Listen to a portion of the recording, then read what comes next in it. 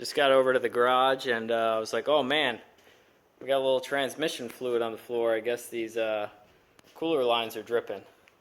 I'm like, oh, let me follow this puddle. Oh man, looks like there's a little more transmission fluid. And there looks like there's a little more. And then, oh man, it looks like all of the transmission fluid is all over the shop floor.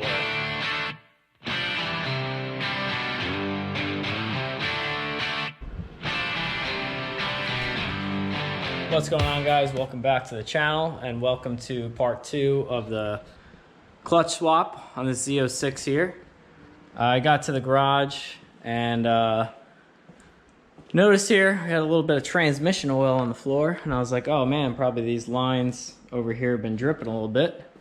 And then I looked a little further back over here and then kind of kept following this nice trail of transmission fluid, and it appears we've probably lost all the transmission fluid out of this this trans here. So kind of looking at it, we probably should have done a better job kind of propping it so it wouldn't drain out of the cooler lines, and kind of angle it back this way a little bit more. But you know, that's sometimes how these things go. A little lesson learned for next time. But anyway, we'll get that mopped up, and then we're gonna get to working on installing the new clutch.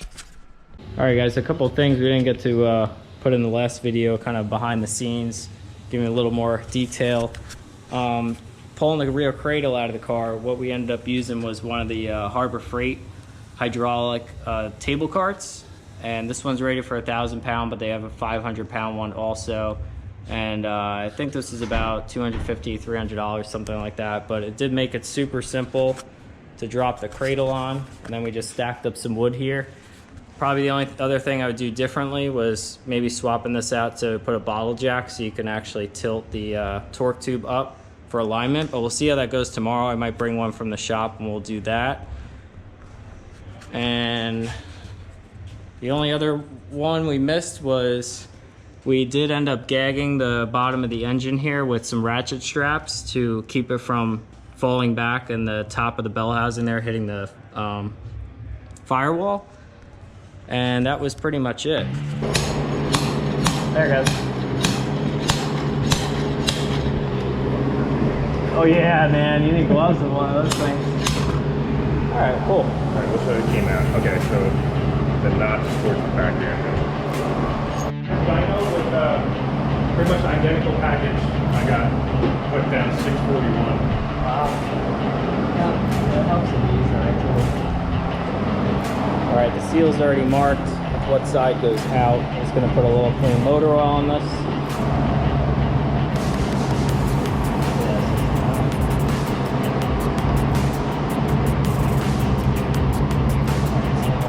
Tap it into it. Let me see if the screwdriver set this one big enough.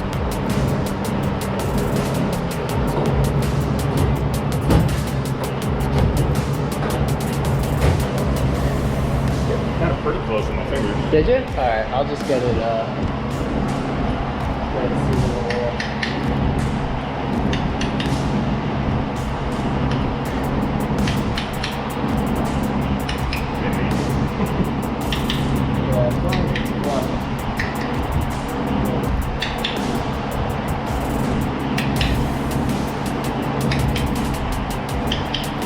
Alright, good to go.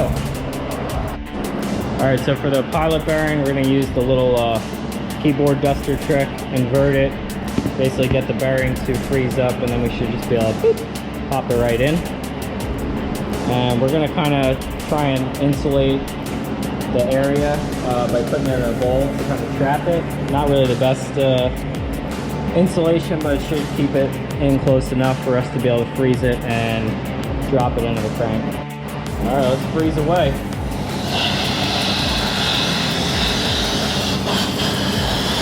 Try and flip it.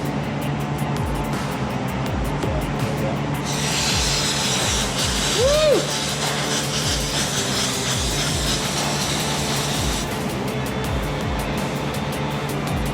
One more hit. Is that it? We're out of juice? That's all we got. All right, that should be good enough. That thing looks cold. Oh yeah, it's cold. And you got the right side out, the lip side out, all right? Should get some of this ice off of it. Yeah, it might not. Well, should turn to water. I don't know if it'll drop in or we gotta smell it.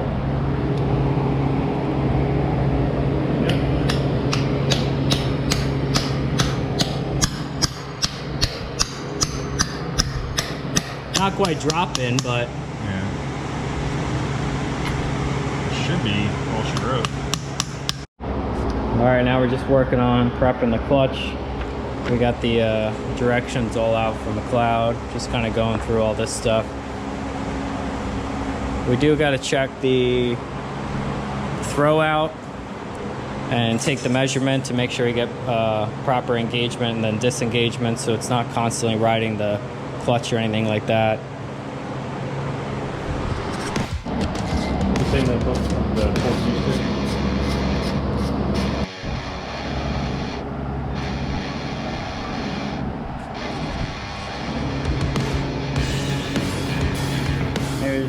Let's just put one in loose just to hold it, and then we can pull them out and Loctite them.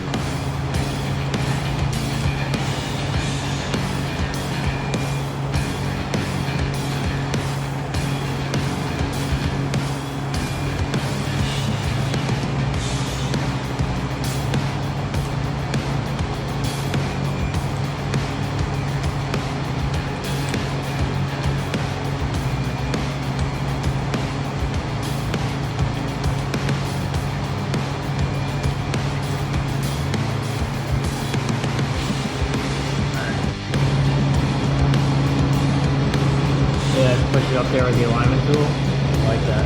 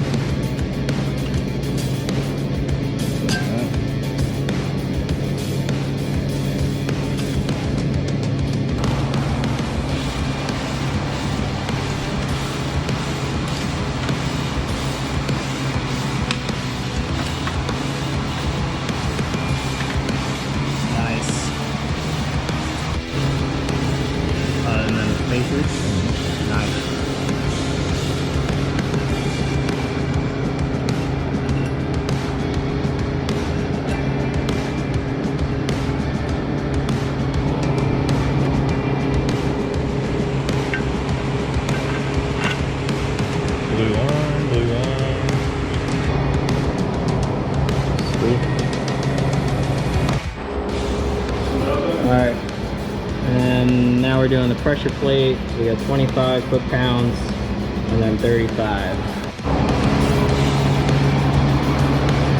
Alright, now we're doing the last torque sequence on the pressure plate, 35 foot-pounds.